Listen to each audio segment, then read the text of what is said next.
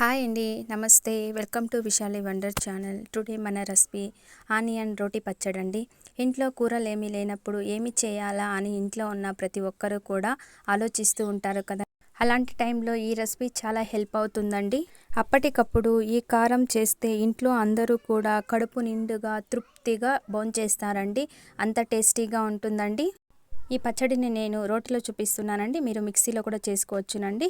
ఇప్పుడు ఇందుకోసం ఒక ప్యాన్ తీసుకొని ఇందులో 3 టేబుల్ స్పూన్ ఆయిల్ వేసుకుంటున్నానండి.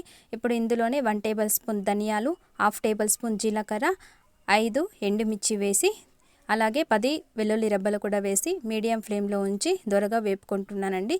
మీరు ఇప్పుడే కావాలంటే కొద్దిగా కరివేపాకు కూడా యాడ్ చేసుకోవచ్చునండి. ఇవి బాగా వేగిన తర్వాత పక్కన పెట్టుకొని సన్నగా కట్ చేసిన 2 ఆనియన్ని వేసి బాగా కొద్దిగా కరివేపాకు కూడా వేసి మీడియం ఫ్లేమ్లో ఉంచి వేపుకుంటున్నానండి.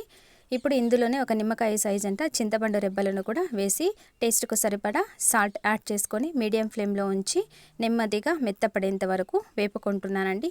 చూడండి, ఇలా ఆనియన్ కూడా మెత్తపడితే సరిపోతుందండి. మరీ గోల్డెన్ బ్రౌన్ కలర్ వచ్చేంత వరకు వేపుకోవాల్సిన అవసరం లేదండి. ఇప్పుడు మనం మొదటగా వేపుకున్న ధనియాలు, వెల్లుల్లి రబ్బలు, జీలకర్ర, ఎండుమిర్చి వేసి కొద్దిగా మెత్తగా అయ్యేంత వరకు దంచుకుంటున్నానండి.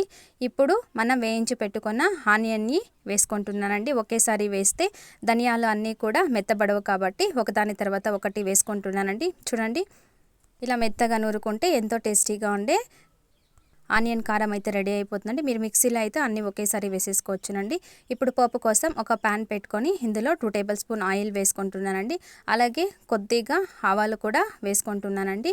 జీలకర్ర నేను ఆల్రెడీ కారంలో వేసాను కాబట్టి ఇక్కడ వేసుకోవడం లేదండి. ఇప్పుడు ఇందులోనే కొద్దిగా పోపు దినుసులన్నీ కూడా యాడ్ చేసుకుంటున్నానండి. చెన్నాదాల్ అలాగే ఉద్దిపప్పు కూడా వేసి ఇవి బాగా వేగిన తర్వాత మనం నూరి పెట్టుకున్న కారంని ఇందులో వేసి ఒక 5 మినిట్స్ అలా బాగా కలుపుకుంటూ వేయించుకోవాలండి.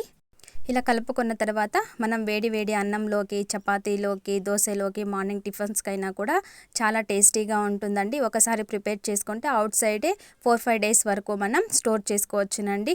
చాలా టేస్టీగా ఉంటుందండి. వేపుకున్న తర్వాత సన్నగా తరిగి పెట్టిన ఆనియన్ ఒకటి వేసి బాగా కలుపుకుంటున్నానండి. తినేటప్పుడు ఆనియన్ అక్కడక్కడ తగులుతూ ఉంటే చాలా టేస్టీగా ఉంటుందండి.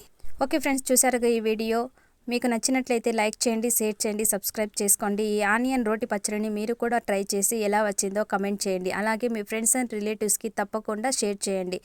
నేను చేసే ప్రతి వీడియో కూడా మొదటగా మీరే చూడాలంటే తప్పకుండా బెల్ ఐకాన్ని ప్రెస్ చేయండి. Thank you for watching.